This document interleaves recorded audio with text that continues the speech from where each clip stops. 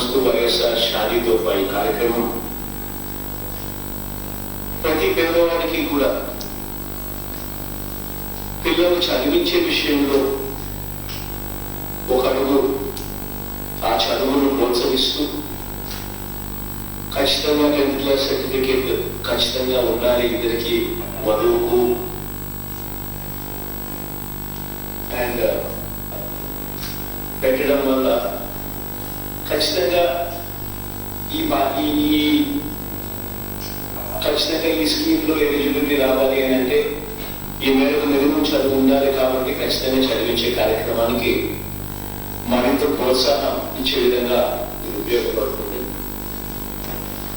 రెండవది మంచి జరిగేది ఏమిటి అని అంటే ఖచ్చితంగా 18 సంవత్సరాలు వధువుకు వయసు ఉండాలి, వరుడుకు 21 సంవత్సరాల వయసు ఉండాలి అని చెప్పి ఇంకొక రెగ్యులేషన్ కూడా ఖచ్చితంగా మ్యాండేటరీగా ఖచ్చితంగా ఉండాలని చెప్పడం వల్ల జరిగే రెండో మంచి ఏమిటి అని అంటే 10th ఒకవేళ ముందే అయిపోయినా కూడా 15 సంవత్సరంలో 16 సంవత్సరంలో 10th అయిపోయినా కూడా ఎలాగో 18 సంవత్సరాల దాకా పెండింగ్ అంతకన్నా ముందే జరిగితే ఈ స్కీమ్లోకి ఎలిజిబిలిటీ రాదు కాబట్టి ఎలాగో ప్రభుత్వం కాలేజీకి అంటే ఇంటర్మీడియట్కు పంపిస్తే అమ్మఒడి అనే పథకం ఎలాగో ప్రభుత్వం ఇస్తుంది కాబట్టి దానివల్ల ప్రతి సంవత్సరం ఆ తల్లికి ఆ పిల్లలను ఊరికే కాలేజీకి పంపిస్తే చాలు అమ్మఒడి అనే పథకం వల్ల మంచి జరుగుతుంది కాబట్టి ఖచ్చితంగా ఆ ఇంటర్మీడియట్ కూడా చదివించే కార్యక్రమం దిశగా అడుగులు వేస్తుంది. ఇచ్చే విద్యా దీవెన తోడుగా ఉంది, రాష్ట్ర ప్రభుత్వం సహాయం చేస్తా ఉన్న కార్యక్రమం. అదే మాదిరిగా విద్యా దీవెనే కాకుండా వసతి దీవెన కూడా పిల్లలకు బోర్డింగ్ అండ్ లాడ్జింగ్ ఖర్చుల కోసం ఒక్కొక్కరికి డిగ్రీ ఇంజనీరింగ్ ఇటువంటి కోర్సులు జరుగుతా ఉన్న వాళ్ళకి 20,000 దాకా ఆ విద్యా సంవత్సరంలో ప్రతి ఏప్రిల్లో కూడా ఇస్తూ విద్యా సంవత్సరం మొదట్లోనూ విద్యా సంవత్సరం చివరిలో ప్రతి ఏప్రిల్లోనూ ఇస్తూ ఈ 2 స్కీములు కూడా ఎలాగో ఉన్నాయి కాబట్టి చదువులను ప్రోత్సహిస్తూ ప్రతి పాప ప్రతి పిల్లాడు కూడా గ్రాడ్యుయేట్స్ అయ్యే విధంగా అడుగులు వేయించగలుగుతాం.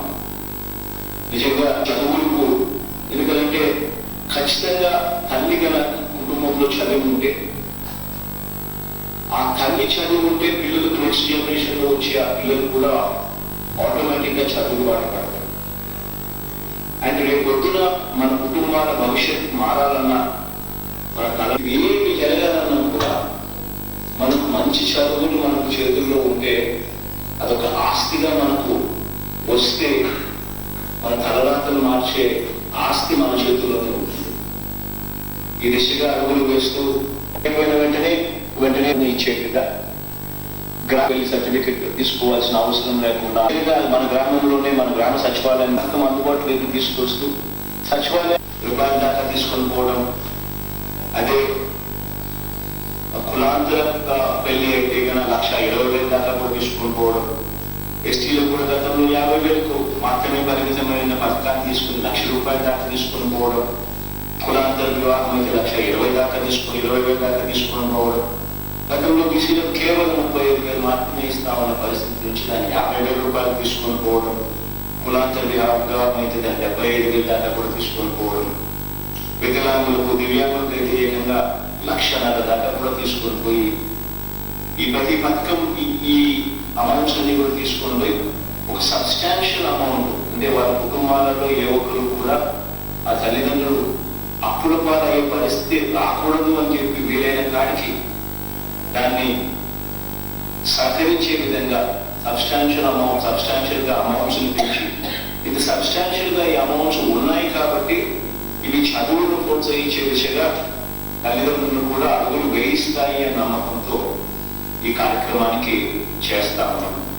17,709 మంది పిల్లలకు ఆ ఇచ్చే అడగలు కూడా దాదాపు 70 కోట్ల రూపాయలు ఎగరగొట్టిన పరిస్థితి గతంలో ఉంటే ఈ రోజు యువకులు మిస్ కాకూడదు అని చెప్పి ఆ క్వార్టర్ అయిపోయిన వెంటనే ఇచ్చే కార్యక్రమానికి శ్రీకారం చుడతా ఉన్నాం.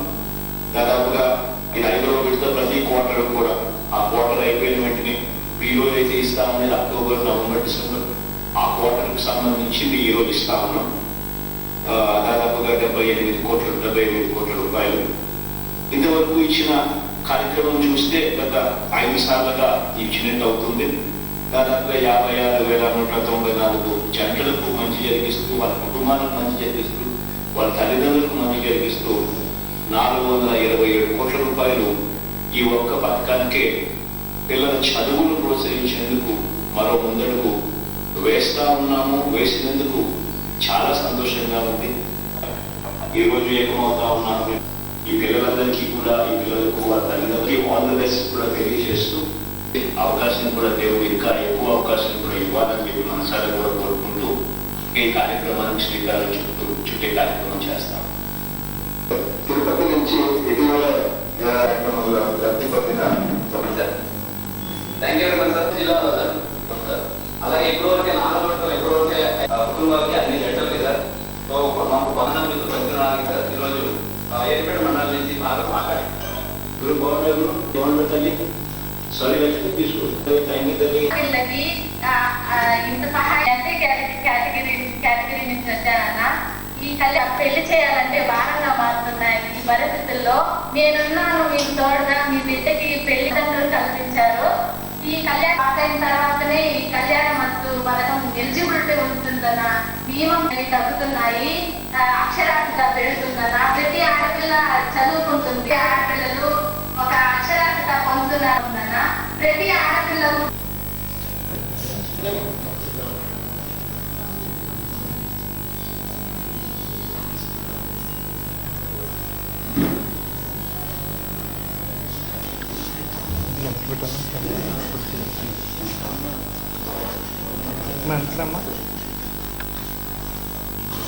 సార్ వెనకాల నంబర్ సార్ సార్ సార్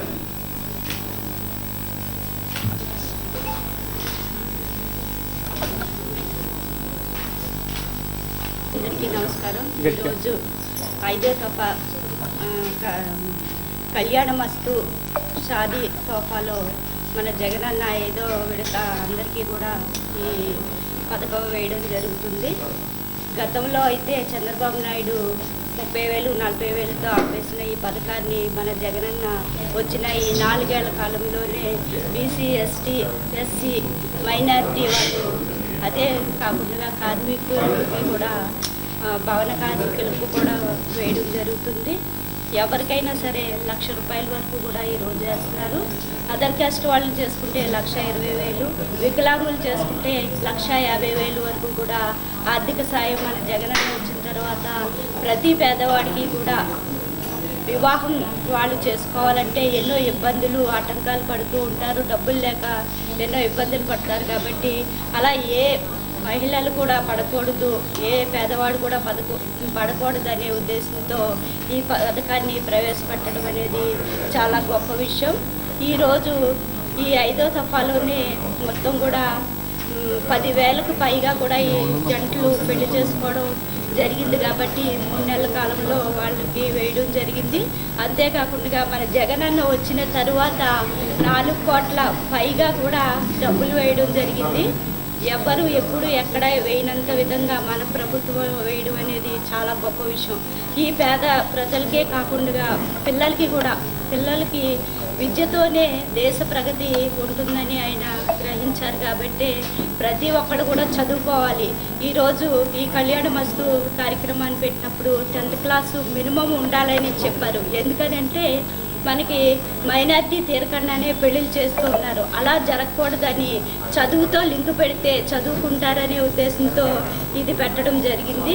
ప్రతి ఒక్కళ్ళు కూడా ఈరోజు చూస్తుంటే ప్రతి ఒక్క మహిళ కానీ పురుషులు కానీ ప్రతి ఒక్కళ్ళు కూడా చదువు మీద ఎంతో శ్రద్ధతో మన జగనన్న ప్రభుత్వం వచ్చిన తర్వాత ప్రతి ఒక్కళ్ళు కూడా చదవడం జరుగుతుంది. ఎందుకంటే జగనన్న అమ్మఒడి, విద్యా దీవెన, వసతి దీవెన ప్రతి పైసా కూడా విద్యార్థులు ఖర్చు పెడుతున్నారు. కాబట్టి ఇలాంటి మంచి కార్యక్రమాలు ఎన్నో మళ్ళీ మన జగనన్న తీసుకురావాలి. రాబోయే 2024లో మళ్ళీ ఆయన గెలిచి ఇలాంటి పథకాలు మరి ఇంకెన్నో తీసుకురావాలని నేను అందరినీ కూడా కోరుకుంటూ విజ్ఞప్తి చేస్తూ నాకు ఇంత మంచి అవకాశం ఇచ్చిన మీడియా మిత్రులందరికీ కూడా ప్రత్యేకమైన ధన్యవాదాలు తెలియజేస్తాను.